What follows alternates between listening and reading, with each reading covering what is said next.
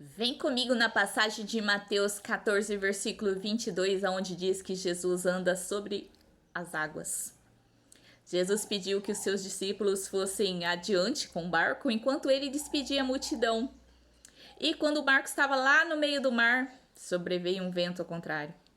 Os discípulos ficam morrendo de medo, porque dessa vez Jesus não estava ali.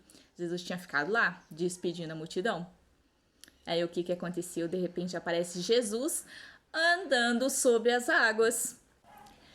Quando os discípulos vê aquele ser andando sobre as águas, eles pensaram em se tratar de um fantasma. Ficaram com muito medo. Os discípulos pensando que Jesus era um fantasma. Imagina o que eles não aprontaram, né?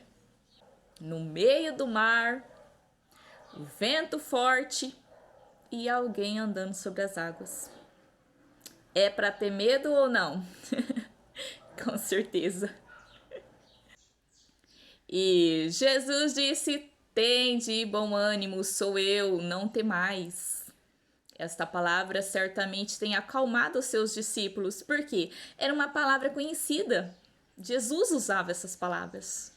Não temas, tem de bom ânimo, né? Você não tem um amigo que quando usa aquela frase, é ele mesmo, é ele que fala assim, é só ele que fala assim.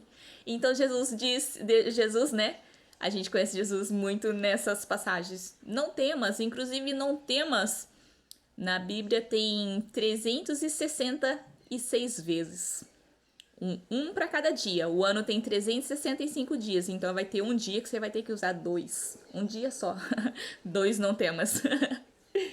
É o não temas do ano bissexto, né? Que é o ano de 366 dias. Mas voltando aqui para a palavra. E Pedro, ele quis ter uma confirmação de que se realmente era Jesus. E ele disse: Senhor, se és tu, manda-me ir ter contigo por cima das águas. E Jesus disse: vem. Aí o que Pedro fez? Pedro desceu do barco e começou a andar sobre as águas. Olha que maravilha! Pedro tinha mais algum motivo para duvidar que era Jesus? Ele estava andando sobre as águas.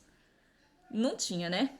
Mas o que aconteceu? Bastou bater um vento ao contrário, né? Um ventinho mais forte. Pedro duvidou e começou a afundar. Nisso me faz pensar que foi a fé de Pedro que fez com que ele andasse sobre as águas. Porque a partir do momento que ele teve medo, ele deixou de ter a fé. Então ele começou a afundar. Ou seja, mantenha a fé e chega até Jesus. Se não tiver a fé, você vai afundar. É assim que devemos agir diante da situação difícil de nossas vidas. Manter a fé firme em Jesus, porque Ele está do nosso lado. E Jesus disse para ele: por que duvidastes? Ele já estava andando sobre as águas. Por que ele foi duvidar? Aí duvidou, afundou, ainda gritou por socorro e Jesus foi lá e socorreu. Para você ver, diante de uma situação difícil, mesmo você duvidando, Jesus está pronto a te socorrer.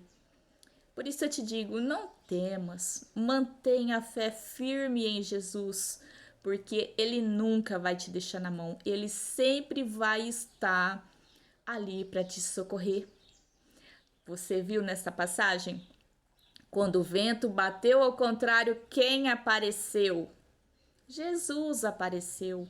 Na outra passagem, antes dessa, quando Jesus estava no barco dormindo, sobreveio o vento forte, sobreveio a tempestade. Jesus estava dormindo, mas os seus discípulos tiveram medo e foram acordar Jesus, porque no mínimo eles já sabiam que Jesus ia fazer alguma coisa.